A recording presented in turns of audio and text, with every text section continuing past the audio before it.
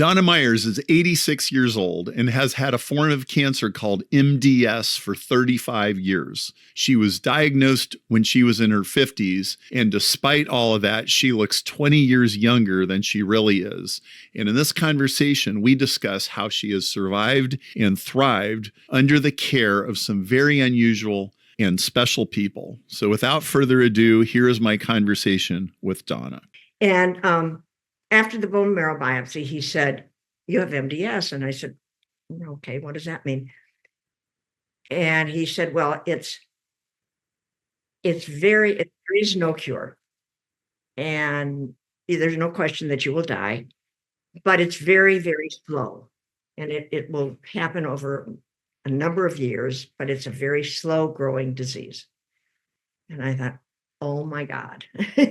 You're just sort of like, in my 50s, and I'm told, even now I get chills thinking about it, because you're just sort of, I thought I was a healthy, regular specimen. And all of a sudden I'm told this, and I'm thinking, and he said, "You have to get a hematology oncologist immediately." And of course, I do have to tell you something that was very funny. The mind does strange things. It took me quite a while before I would say I have MDS, but never did I say I had cancer. It wasn't until my kids said, "Mom, you have cancer." I said, "No, no, no, no, no. I have MDS." And it's they said, "You have cancer. This is called blood cancer." And your mind just doesn't, because when someone tells you that you have cancer, that's way too frightening. And my mind couldn't take it in. So I just had MDS. So I went looking for a doctor. And I walked in to a hospital in Chicago that I never go to, and met Dr. Azra Raza. And it was sort of like the two of us just connected immediately. She was brilliant. She was wonderful. And she was so positive. She and I clicked, because I said, "I have no intention of not living. I am going to, I understand that I can't ever win with this. And I understand that it will someday get me," which somehow or other I seem to be okay. Well, more or less. And she was all about living, all about living. And so we connected. And that's when my whole journey began, which was, and over the years, I would tell you that I don't think there's a protocol that I haven't had. I haven't been on. I've had chemo twice, 2 different types. There isn't, the drugs. And for years, she was in Chicago, and then she moved to New York. Yep. And she was at many different hospitals. And for a time, she was with Harvard. I used to commute to Massachusetts. She then went to New York, and she was with the hospital there. I commuted. Then she went to Columbia in New York. And sometimes I would commute every 2 weeks. Sometimes it was every 4 weeks. When you're on a protocol, even if it's just, sometimes it was shots, sometimes it was all different things. But even if it's just pills, you have to go to the hospital. They have to hand you the pill, and then you have to fly home. They cannot send it to your hospital in Chicago. Wow. Sometimes I'd be very sick afterwards. I was getting bone marrow biopsies on a very regular basis at that time. And it was my way of life. But she knew that for me, and for her too, it was all about lifestyle. So I did everything possible that this is what I had to do, but we did it in ways. If I had to commute to New York, I would go on one day, and if I could, I'd fly home the same day. If not, I'd stay and have dinner with Azra. We became very, very close. But we were always a team. She always made me feel like I was part of this. It was a journey that we were doing together.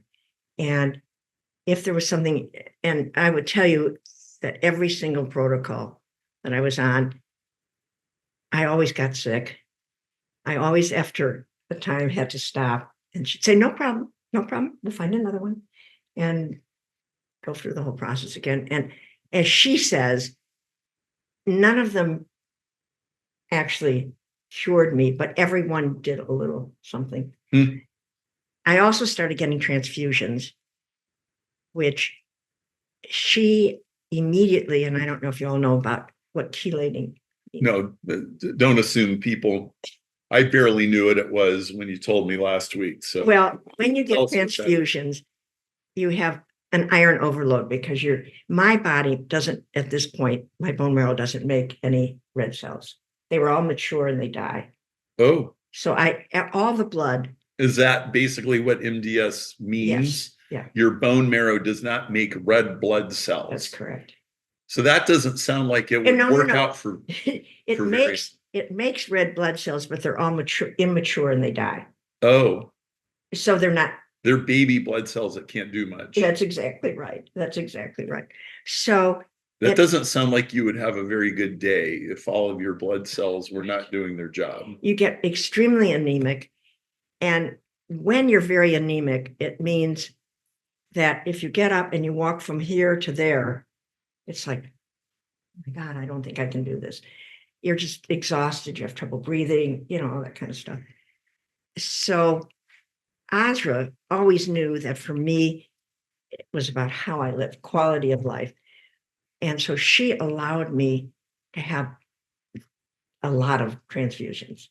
The general public meaning the general doctors, most of them believed try and have as few transfusions as possible, because when you have a transfusion, here's the problem. I get all of this blood. My body doesn't use any of the iron because I don't have bone marrow that uses the iron. So the iron builds up, and iron is fatal. So if your bone marrow was healthy, it would absorb the iron and do something with it and make mature blood cells. But that process is broken. So it accumulates iron, which could kill you. Exactly. Okay. Exactly. And so, it's a slow process, but the worry is that, you will die from the iron. And my feeling was always, well, I don't mean to sound, but I do feel that for me, it's all about living. I'm not afraid of dying. This is terrible to say, but if I'm dead, I'm dead. But how can you live? When you're living, you want to have a life and live. And so I kept saying, it's okay, but I want to go for the living. And also Azra would encourage me. She and I would sort of figure out, every single time I would get really sick, I'd say, I can't do this anymore. She'd say, it's okay. We'll find another one. Perfectly fine. And she did. She always did. This went on for years and years, but then she's still doing it. I'm going on a new 3 weeks, I guess. I'm going to start having a bag that's going to be on the side I'm going to wear to chelate, to keep pulling out iron. Oh. Because right now I chelate every day. I take pills that chelate, but it's not good enough. So now they're going to do this, because after all these years, you can imagine that my iron levels are astronomical. Wow. So, but the really good news is that I've had a lovely life. I have 3 children. I just had my 11th grandchild, which is pretty exciting, about 3 days ago. But I guess for me, the message that Azra always gave to me was, you may be sick and you may have cancer, but that doesn't mean that you can't live. And that every day, and she encouraged me, every day you get up and you say, I have 2 choices, right? I either stay in bed because I feel like horrible. And then what am I going to do? Stay in bed for the rest of my life? Or you get up and you say, I can do this. And you put one foot in front of the other. And sooner or later, you start feeling better. You just do, because you won't allow anything else. So it's been a journey for me, because Azra and I have been together now for 35 years. And of course, I have to get I get transfusions every 2 weeks, sometimes every 3 weeks. So she's in contact with my doctors at Northwestern. And And it's just how I live. I'm at the hospital twice a week, but you need to know that I have a lovely life. And when I'm not at the hospital, I'm out doing everything. You're a member of the golf club. Yes. Well, I told you I started golf at age 75. It's a good age to start golf. Yeah. I mean, how many sports can you start at age 75? My point, and this is so sort of Pollyanna of me, but I really believe that you never stop, right? As soon as one door closes, other things open. And now at this age, I can play golf. I've taken a bridge. I mean, there's all sorts of things you can do. And, I don't play tennis anymore because that is not something I can do. So anyhow. So back me up. Yes. Your doctor says you've got MDS and there's a circuit in your brain that probably didn't hear the cancer part. It absolutely did not. And then your family grabbed you by the lapels and said, Mom, you've got cancer. So. Oh, wait, my daughter all of a sudden brought me 6 books on how to live with cancer. And I said, what are you doing? So go ahead. Okay. So then, step us through a little more slow-mo. What you had to somehow absorb that and somehow decide what you're going to do about that or how you're going to think about it. Yeah. Some people just are run over by a truck. Well, I guess my first, as you can see, was total denial. There was no question. I thought, oh, come on. I mean, not me. And then first, I don't know why, but I felt like I didn't have a choice. Either you live or you don't live. What was I going to do? Lay down and just say, okay, this is it. I mean, I had children and a life and a profession.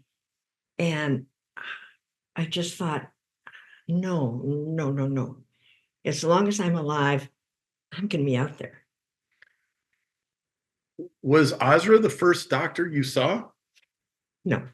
I interviewed a number of doctors, and over the years, I've had many doctors, many doctors. In the beginning, I interviewed a number of doctors, and I fell in love with Ozra right away because she was so positive. And I will also tell you, over the years, it's amazing to me that I mean, she's in New York and I'm in Chicago, and she's so available. I mean, I have all sorts of other doctors, and it's really hard to reach them, or it's hard to do. Ozra, if I text her, if I call her, she's there, she answers. And here she's probably much more brilliant and more well-known and more fantastic. Famous. She absolutely is. She's famous, yeah. She absolutely is. And she is there for every single one of her patients, every single one, and gives you so much hope. And you don't give up with her, ever. Well, I've been all over the country with her. And I've sat next to her a whole bunch of times when we're in a car or we're in a hotel or something, and she's getting texts or she's calling her patients. I don't think most doctors give patients their personal cell phone numbers. As I told you, I mean, this started when I was in my 50s. And then I have a lot of grandchildren, and I always had a lot of little ones. And I'd be driving around my grandkids, they'd be in the back seat, and Ozra would call me, and she would hear my kids, and everybody's like, screaming and laughing, and Ozra's on the phone. I mean, she becomes part of your family. So I remember you said something about the outfit Ozra was wearing the first day you met her. Yes. I think it tells you something about her. What's that story? Well, I interviewed all these other doctors, and they all come out, in the white jackets and the whole thing. And I walk in to see Ozra, and she does not have on a white coat, and she's really dressed beautifully. And she looks at me and she says, "Oh, I love your bag." I thought, she didn't say, let's talk about your illness. She didn't say, you're not looking so healthy, or can I help you, or how do you feel? Or she talked about, well, for me, it was talking about life. And, that of all things to say to me, the first thing she says is, I like your bag. And I thought, okay, you're for me. We're not talking about, we're getting down to the fun stuff. So you've told me about most doctors have a authoritarian attitude. Me, doctor, you, patient.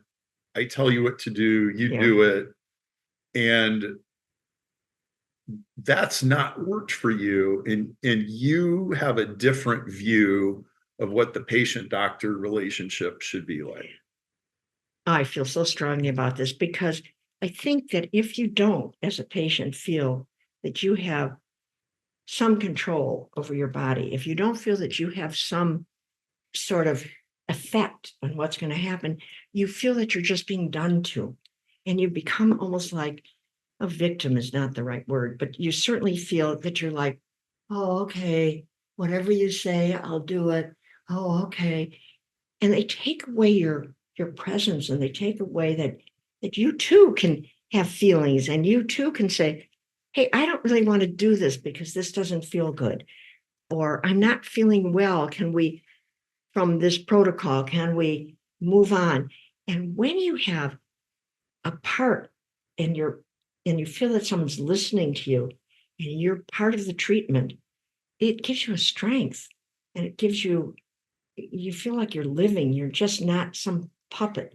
And well, it, one of my personal peeves is when, and this happens all the time, but with different doctors, I'll get a my chart that will say, here, this is your appointment, and you must be here at 12 o'clock on Wednesday.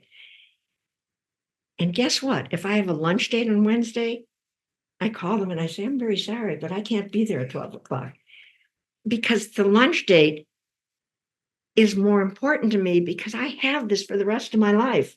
So you've got to fit into my life so that I can still live. Because what good is it if all I'm doing is spending all my life at the hospital? Who needs it? So lunch dates always supersede oncology appointments. No question. Well, that's a reversal. I know, bad me. And I do things at 7 in the morning if I can. I get transfusions at 4 o'clock in the afternoon, and transfusions can go on for 3-4 hours. But you have to plan. If you don't plan your life, nobody else cares, and you're at the hospital 24/7. And then how can you feel good about yourself? You've got to feel that you're still amongst the living. So you interview some doctors, you start with Osra. So what was the first couple of years of getting treated for MDS like? Like, what happened, and how did your family respond to this, and what was going on? You can imagine my family responded in that. I told you, my daughter got me books on cancer and started saying, you have cancer, you have cancer. I mean, they were all very upset. And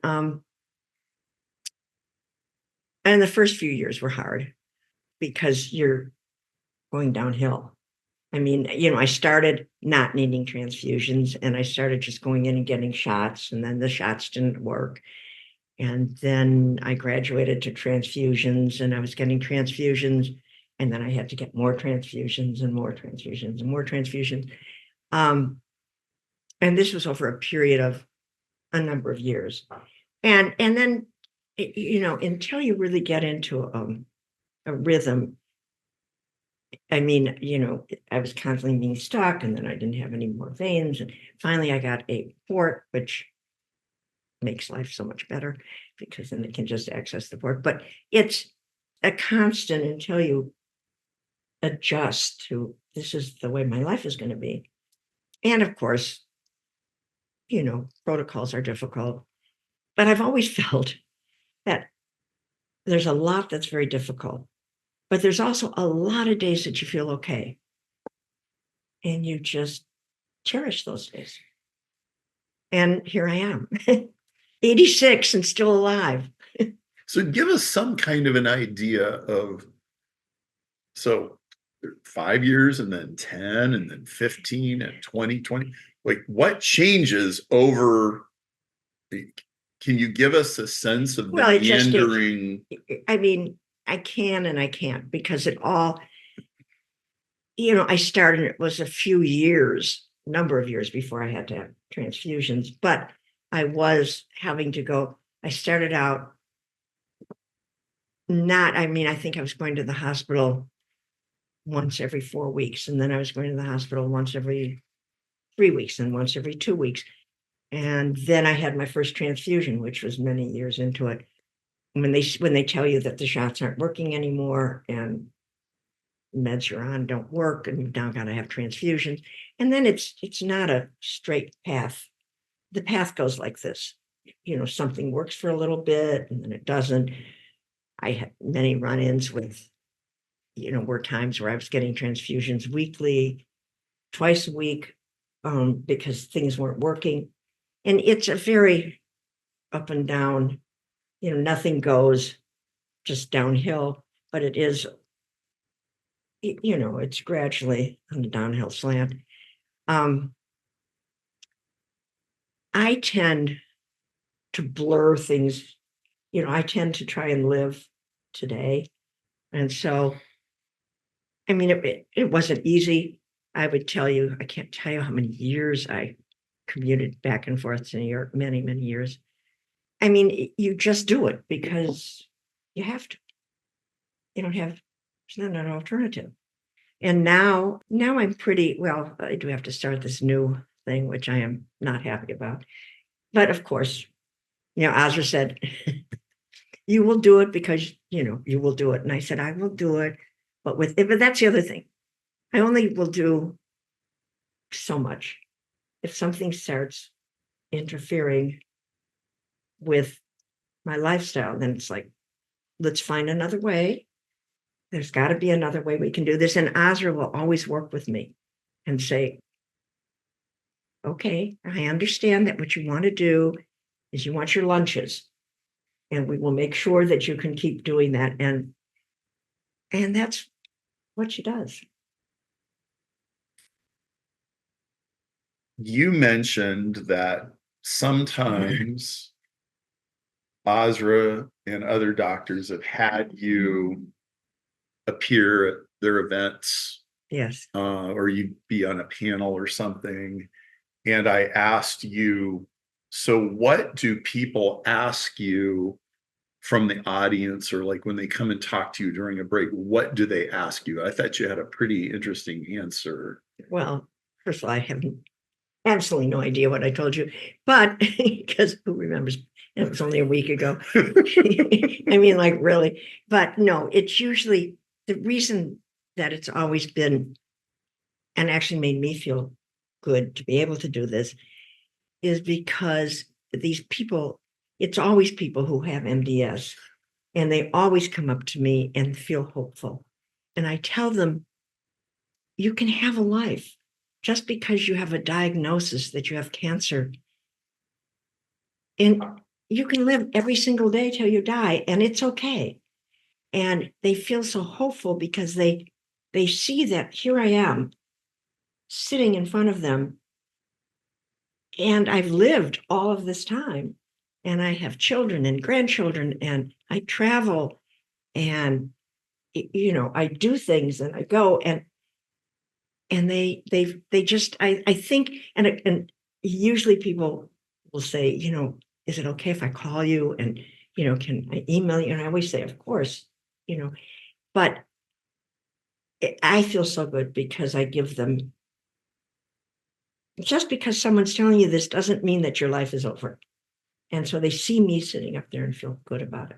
Well, that's what I remember about the first time you told, is that a lot of these people, they feel like they've been smacked down, like with a baseball bat. Right. And maybe they don't even really know. No, you can get up and you can fight this. you don't have to just capitulate to. Right. And we talked about there's the medical system, the attitude of the doctors, like the way everything's kind of set up steers people in the Yeah. direction of capitulation. And you felt like that's almost like the disease of the system is. Can you tell more about what you've Well, seen and what you felt about that? the first thing that is outrageously important, and of course I was lucky because, Osra is and was and is my doctor, and she made it easy for me that it was a partnership. And it was a partnership from day one. And I think that as the patient, you need to feel that you have some authority about your own body and about what's being done to you, and that you can also make decisions and you have a right to say no or yes. And so Ahasra gave me that power that she always said, it's a partnership. We are doing this together. And so she did this for me, which was sort of amazing. And the other thing that, and I guess I shouldn't say this because all the Say it anyway. doctors are going to go, you shouldn't say this. I can't tell you the amount of patients, MDS patients, and that will call me and say, well, listen, I really did great. I was able to go 3 weeks without a transfusion. I mean, that was, oh my God, I'm so proud of myself. And I would say, and exactly why did you do that? I mean, are you feeling better? And they'd say, well, no, the last week I was not feeling good at all. And I really had to just sort of hang around in bed and couldn't do much. Can you explain I get a transfusion and then what's the next few weeks like? And then I get can you, what is going on with you physically while you're trying to not get a transfusion? Well, I think that everybody's probably different. And I can only talk from my own personal, and I've been very lucky. And, I can't say, I don't know if I'm just very lucky, or I can't say that this will happen for everyone else, but I get a lot of transfusions. I mean, if my hemoglobin, and this may not mean anything to anybody, but doctors will be hysterical. If my hemoglobin is 9 or below, I get a transfusion. Now, I think it's 12 is what a woman's hemoglobin should be, but Okay. most doctors absolutely allow patients to get down to 8 in the 7s. And for me, that's happened a number of times, and I won't allow that. And when you're down to a 7, what does it feel like? Getting out, just sitting up and trying to get out of bed is something you can't do. Wow. I mean, walking across the room is like, no, I don't think I can do that. You just sort of come up to a wall and go, and you're sleeping. Actually, my kids used to say, because they're very much they always wanted me to live. And my daughter in the beginning would say, why don't you do this? You have 2 good weeks and then spend the 3rd week in bed.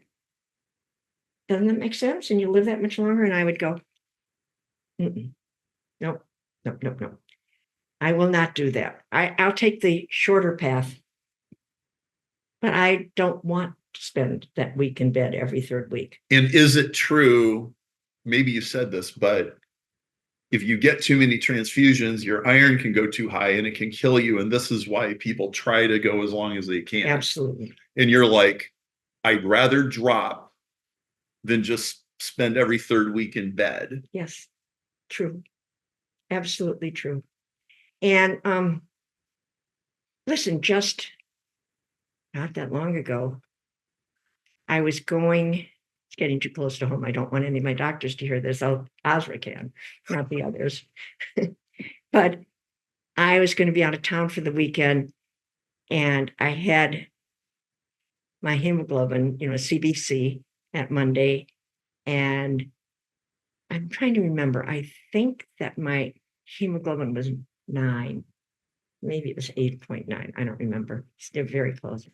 And I said, I'm going to be with my kids. I'm going to California. I do not want a transfusion. And they said, so my doctor called me and said, I want to tell you that I absolutely am telling you, you should not get a transfusion. This is very dangerous. Da, da, da, da, da. And I said, give me the blood. And I did. And I had a wonderful weekend. Now, I will tell you that if it were Azra, she would have said, I understand what you're saying. And I understand that for you, for me personally, that kind of risk is worth the reward. But for your average doctor, that is not a risk that they will take. Now, she did, she said, you'll have to sign off on this. And I said, okay. Yeah. That's fine. It does take a lot of perseverance to say, give me the blood. You know what this is reminding me of? It's reminding me of accountants. Let me explain this.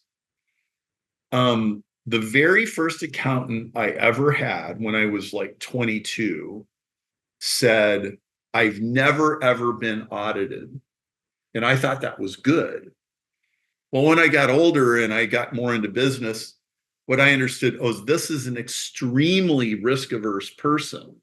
What you want is an accountant that says, I've been audited many times and I will defend you against whatever tax return I fill because I am aggressive about getting you tax deductions, and I will go right up to the line, and then it'll flag somewhere, and then I will go to the IRS and I'll say, see, I can do this, I can do this, I can do this, and I'll defend it.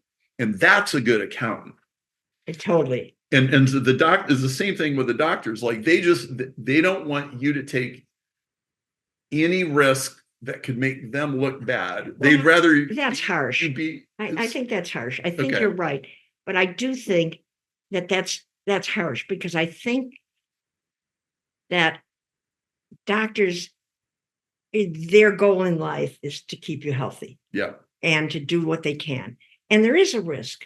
And I don't mean to sound so, just you're not dismissive of the concern. Right. And I do have to say, I'm okay with it because for me, that's what's important. But these doctors, their goal is to keep you alive. Yeah. And so they work very hard at that. And they're right.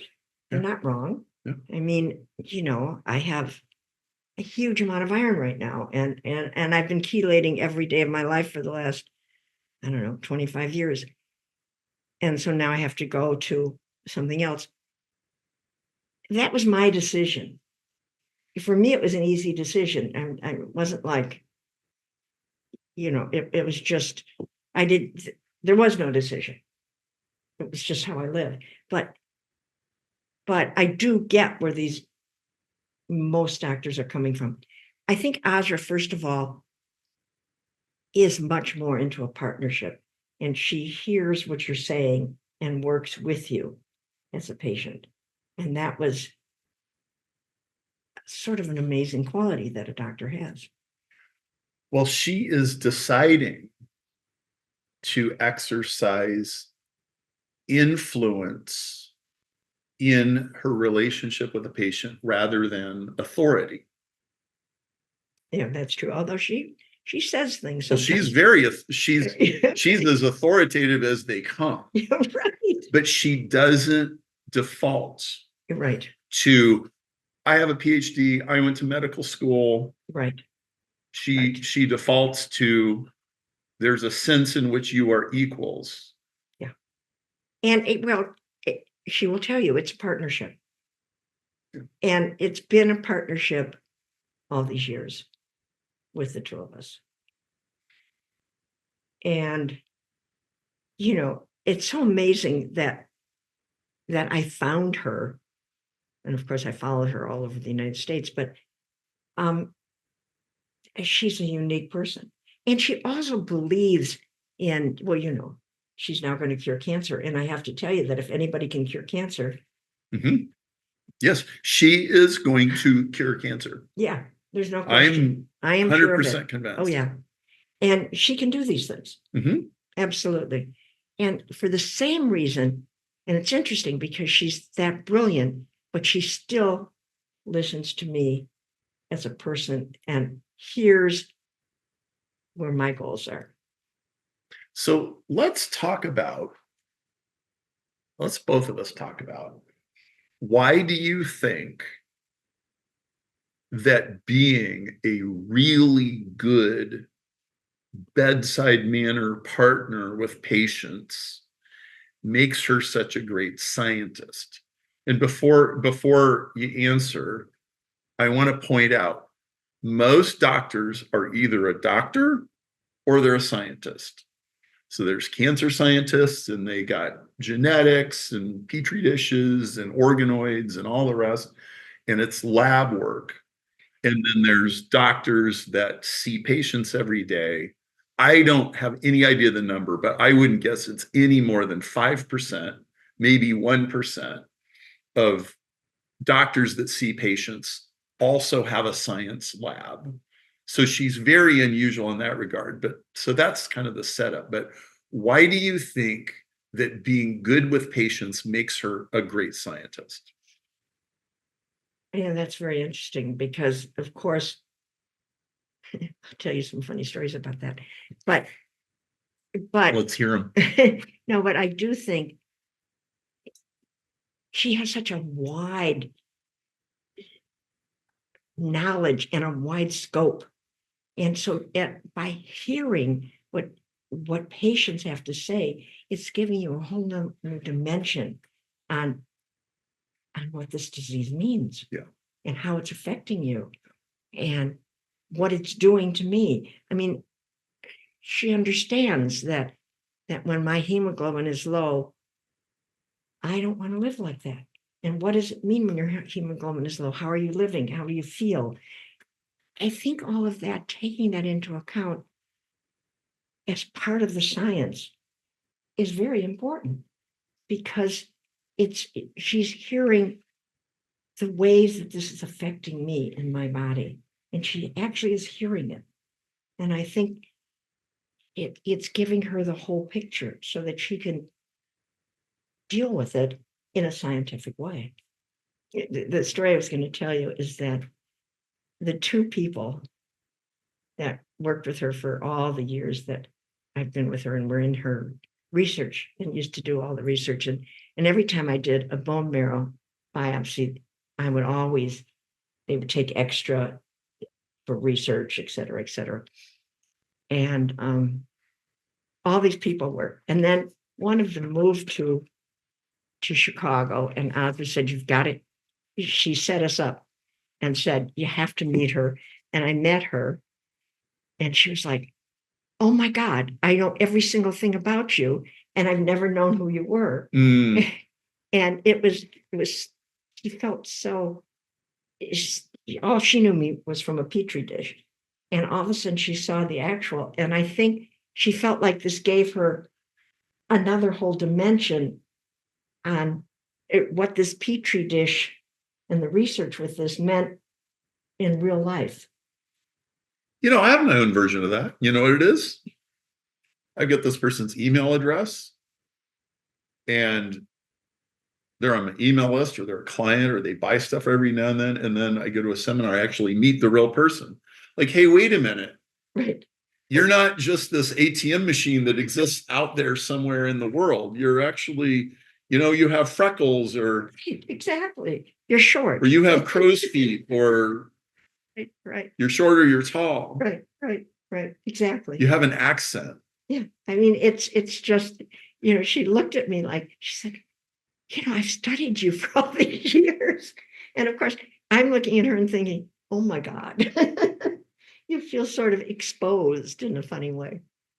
So I have my own take on why I think Azra is going to cure cancer. And I'll start with my mentor, James Shapiro at the University of Chicago, who taught me evolution. He went to Harvard and studied English for his undergrad. And then he went to Cambridge and got a master's in genetics. Now, English major to genetics, that's kind of a weird path. And one day I asked him, does that have anything to do with why you have such an unconventional view of biology? And he said, yes. They were never allowed to tell me what I was not allowed to think. Oh, I love that. Wow. Well, and I think it goes deeper than that, because I think his study of literature gave him a much wider sense of narrative, so that he did not become locked in to the narrative that everybody gives you in school. Well, I hate to interrupt you, but you're talking about Azra. That's exactly that's where I'm going next. Yeah. So Azra she loves poetry. Like, she ingests huge amounts of poetry. If you go to her house, she must have at least 5,000 books. Oh, minimum. Walls from floor to ceiling. And she's read every one of them. Yeah.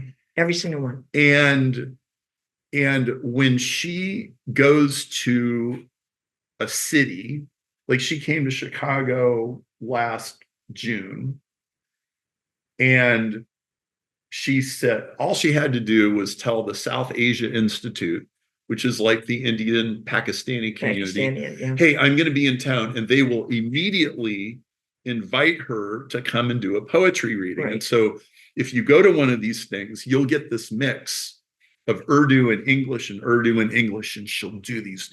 And she tells you she's memorized all these poems, and she tells you it all in both languages. Yes.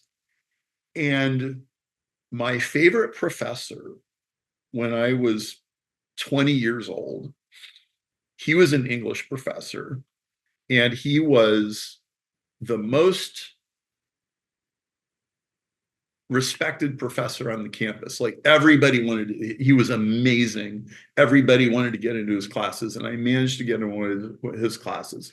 And he said, whenever I meet a pre-med student, I have advice for them. I say, you need to read novels. I love it. And he said, why would I tell a medical student to read novels? And he said, here's why. 70% of what's wrong with anybody starts in their head. And if you want to be good at treating patients, you need to understand people. I love that. And he said, if you read lots of novels, you will understand people, and you will understand your patients, and you will have a good bedside manner. And the universities are turning out technicians that understand petri dishes, but they do not understand human beings. And those technicians do not make good doctors. And so the reason that I think Azra will cure cancer is, so I'll tell you another story. The first ever conference on polyploid giant cancer cells was at MD Anderson in February earlier this year. And I was there. I was a co-chair of the first morning. I was involved in planning it. And Azra came there and spoke. And when Azra spoke, so this was a great conference and the science was great, but I've been to a bunch of cancer conferences. You almost never see any picture of an actual cancer patient, and you almost never hear an actual story of any cancer patient. Wow. You see genomes and petri dishes and cells and charts. She gets up, she tells the story of Andrew, who died at age 22, her daughter's best friend. Right. And she said, people, we are treating cancer patients. We are not just sequencing genomes and publishing papers. And she showed pictures of patients. And I think, and I know this probably doesn't sound good, but I'll say it anyway. I think it's really easy for a person who only sees a specimen with a barcode and they run it through a machine, it's really easy to kind of forget that we're dealing with human beings here. And it's easy to get caught up into the reward systems of the publishing and the grants and the medical profession and not keep the main thing the main thing. And it's so easy. And Azra is so intent on keeping the main thing the main thing. And I think her sense of narrative that she gets from poetry, kind of like Jim, it gives her a more accurate, it's almost like that blink reaction of when you, like Malcolm Gladwell talks about, there's calculations that go inside your subconscious that you don't even have access to. And they go, well, that's a real piece of art. Oh, that's an imitation. That's a real, that's fake. That's a counterfeit. That's the real. He said that thing, that's based on everything that's gone in before. I think she has a different set of inputs in the fact that she goes and she does these poetry readings and she meets with patients and she talks to patients. She sees the whole picture so much better. So that's why it's not surprising that she started this tissue repository. So why don't you give us the Donna version, because your tissues are in that repository. Oh, are you kidding? Can you give us the Donna explanation? What is this tissue repository? Well, no, she's been collecting my tissues forever and ever. And I told you that, here was this person that I met that said, oh my God, that's the person I've been studying you for 30 years, for God's sake. Yes. And I mean, it's so amazing. And I also just to get off the subject, because, I love and adore Azra. She isn't just well-read in poetry. I mean, she has friends that are, novelists and playwrights. Oh, heavens, yes. I mean, she's like, and she has, there could be a seance at her house. There could be you never know. She used to invite me over if I was in town to, if they had, when, like Sid would come over and when he plays that instrument. Yeah, the sitar. Yeah. Sid is Siddhartha Mukherjee, Dr. Siddhartha Mukherjee, who has worked with Azra. The two of them worked together for years and years. And he won the Pulitzer Prize. And he won the Pulitzer Prize. And he was studying the tissues for years and years and years. And the cute story is that he had been studying me for years. And at least what I was told was that he had never met me. And so he started, years and years and years later, started coming up to do, and he never did this for anyone else, but he would come up and do my bone marrow biopsies, only because first was to see who I was. Yeah. To put a body with these Petri dishes. He was also very, very good at doing bone marrow biopsies. Yeah. And they didn't hurt quite as much as when he did it. Okay.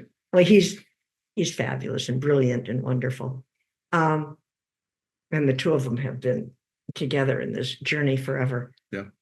But anyhow, getting back to the point, which was tell us about this tissue repository. Well, and why it's there, and why is it important? Well, but you realize that no one else in the world has years of this. And she can study. Look, I've had this disease for all these years, and she's got tissues from me all these years that she can go back and just see. So is every year there's a set of tissues that you contributed and it's in the freezer? Is that kind of? Well, I would tell you that the last number of years, I haven't had bone marrow biopsies every year. I just do it as necessary. But yes. For sure, I would say sometimes I had a bone marrow biopsy twice a year. So that means what Azra has is a longitudinal set of tissues of year after year after year, a bunch of patients with a complete medical record. That's right. and somebody, they're sitting in freezers, costs $1 million a year just to keep the freezers running, and they're waiting to be analyzed. But when the money is available to study those tissues, somebody can say, I am going to trace the entire history of Donna Meyers MDS from bone marrow sample to bone marrow sample to bone marrow sample. And I can look at all the cells. I can do all the omics and all the analysis, and I can track it to her medical chart. And this is not possible from any other.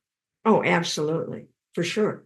I mean, it's what she has is irreplaceable. I mean, it's just amazing. The kind of information that she can get from something like this is mind-boggling.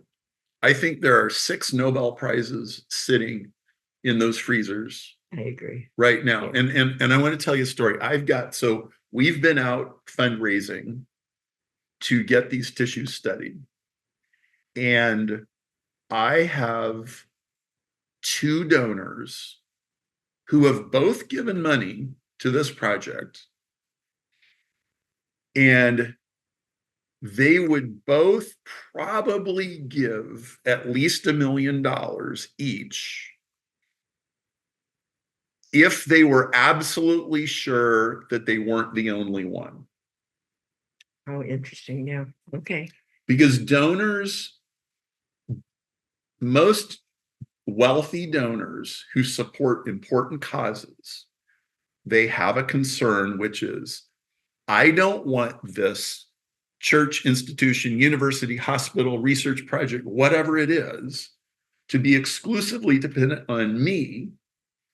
I want this to be spread around. And what I've experienced from lots of fundraising for different things is nobody wants to be first. But once you get a sufficient number of people on board, then the whole thing will go forward. This is exactly how the Evolution 2 prize worked. It took me several years just to get like 3 or 4 people. And then person number 5 came in, and then 6, 7, 8, 9, 10. It was no problem. Yeah. They just fell like dominoes. This is exactly where we are with funding the study of Ozra's tissues. Yeah, well, it's at the preface. I mean, it's just about to, it's all right there. It's right on the cusp. Yeah. And so if people on the call or are able to contribute like that, or if you know people who want their money to do something really significant, like cure cancer, this is what we're doing. Now is your time. Yeah. So Ozra is 72. She's ridiculously energetic. There's very finite supply of such talented people in the world. Oh, and, no question. And we want her efforts to bear as much fruit as humanly possible in this lifetime. Oh, and with the right support, there's no question that she is the one. I mean, she is absolutely the one who can cure cancer. Yeah. As she says, one cell at a time. Yeah. Yeah. And then, I mean, her whole theory is so correct that it isn't like you can cure cancer because there are so many different cancers. So you have to cure cancer at that first cell. Right. And it makes so much sense, and it's so logical, because every different cancer is a different disease. So you've got to get to it. Yeah. So what advice do you have for a person? So like there's a gentleman on the call who emailed me about 4 days ago, and he said, my mother has pancreatic cancer. And well, I gave him my sympathies, and I said, well, why didn't you get on the call today? And I saw him. So he's on the call.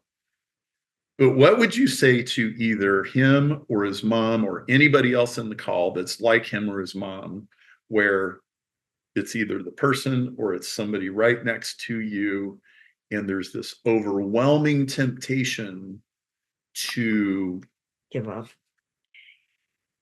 I mean, I try to be careful what I say because not everybody likes to hear what I have to say because it isn't that I don't have, I have enormous amount of sympathy and yes, somebody with pancreatic cancer is very, very serious. And probably there's not a whole lot that can be done. I mean, I feel terrible about that. But my whole feeling in life is that if your mother is still here and alive, cherish it. I mean, I sound like sort of a Pollyanna, but it's like cherish every moment that you have together. If you can go out and have a lunch, have a lunch. If she loves a cinnamon roll, get her the cinnamon roll. I mean, just don't worry about, oh my God, you shouldn't eat sugar, and just do whatever you can, make memories and enjoy every minute, because tomorrow you can say, we had a wonderful day yesterday. We went shopping and we really had a good time.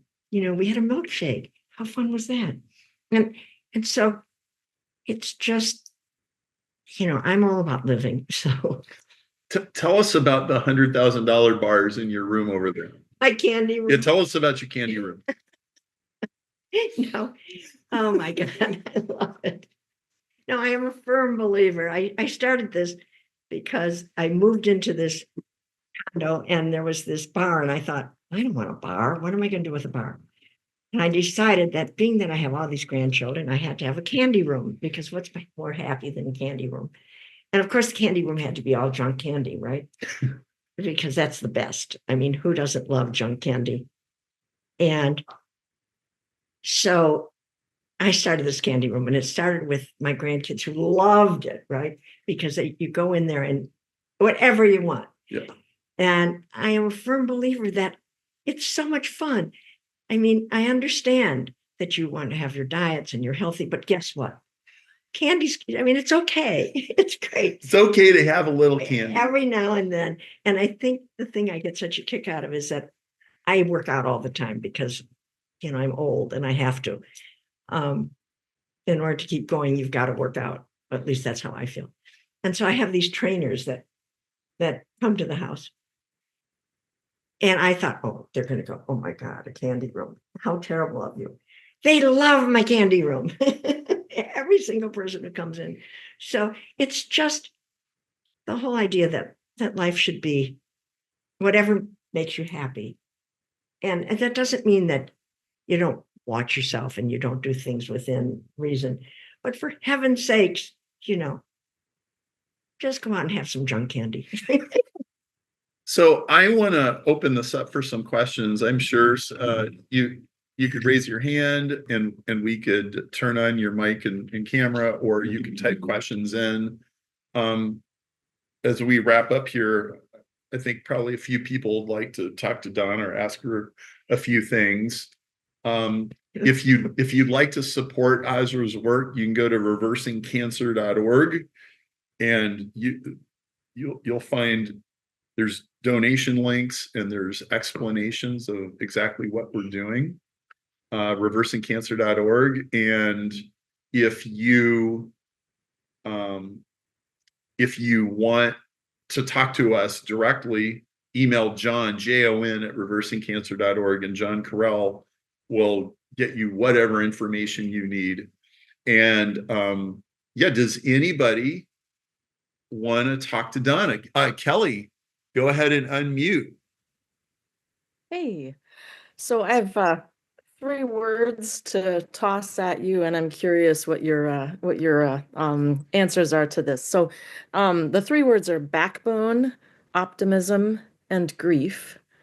And I would say there are people who, in their interactions with a doctor, even in their routine appointments, let alone, in a situation where you're really facing a major health challenge, their attitude would be sort of characterized as submission and obedient. And you are definitely discussing a more of a partnership and backbone in terms of your own sense of your own agency. And there are also people in the world who tilt pessimistic, even without enormous challenges. They just sort of always see the world as in like, well, that's the way it is. I can never catch a break, right? You talk much more optimistically in general, it sounds like. So I'm curious, like in terms of your life history before you got this diagnosis, whether that backbone factor was always a part of the feature of your personality, whether optimism was always a feature of your identity. And then the third word, grief. What experience did you have with grief before this? Because I would think a diagnosis of any major health challenge forces everyone to sort of process through understanding grief in some way, even if it is of the kind of a loss of the kind of health you used to have. So backbone, optimism, and grief, whatever you want to say about any of that. Oh, I love that. I feel, of course, I've had grief, and I had a grandchild who died at a very young age, well, teenager. And, a lot of grief. We all do. And my feeling is the longer you live, no one can get up through a life without unscathed. I mean, these things happen, and we all experience grief, and it's part of life. I mean, it is what it is. Optimism, I sort of feel that you can't, how do you live without optimism? I mean, you have to have, otherwise you just curl up and die. And I don't care how bad something is, you still can feel like, I just saw that sunset, or I just found a friend and we had a wonderful conversation, or, there's all sorts of things that you can appreciate that keep you optimistic. And backbone, yeah, it's funny. I sort of have lived this way most of my life. When I was a young person, I had very severe asthma. And this is sort of a strange story, but I was told that the one thing I couldn't do is I could never ride horses because I'm allergic to hay. And I went to camp and I thought, how can somebody tell me that I can't do something? Right. But I wasn't allowed to ride horses. So every day I would go and sit in that barn with all the hay because I knew this was exactly what I wasn't supposed to do. And to be very honest, I got sick every single night. Right. But I came home and I said to my parents, look, I want to tell you what I did. I didn't tell them that I got sick every night, but I said, so don't tell me that I can't ride horses. And I think that I've always felt that way about life. Don't let someone tell you you can't do it. It's risk and reward, right? So you got to decide if it's worth it to you, do it. And take the consequences. It's okay, but you just lived. I hope that sort of answers. Thank you, Kelly. Thank you. Well, if there's not more, I think this has been a great conversation. I really love the fact that you told your story and that we have it out. I'm now. A little embarrassed. I mean, this is the first time that I've actually ever done this, and it's like, I don't know if I want my family to hear it or not. I'm not sure. Well, you get to decide if you're going to tell them about it. Right. But I just really appreciate you telling your story and encouraging people who, may feel like they just got smacked down with a baseball bat. Yeah, you can get up. Right. And you can be courageous. Well, I always felt that it's not being courageous. I always felt that it's just choice. Mm. And there's two choices. And, you know, are you going to choose the choice to live, or are you going to choose the choice to wait to die? So for me, it was pretty easy. Not heroic at all. I have no intention of not living. What a Oh, beautiful statement to own on every level. Yeah. Well, Donna, this has been great. Thank you very much. thank you. Appreciate you being here. Thank you, everybody. Thank you all. Thank you for listening. Appreciate you. Bye now. Bye-bye.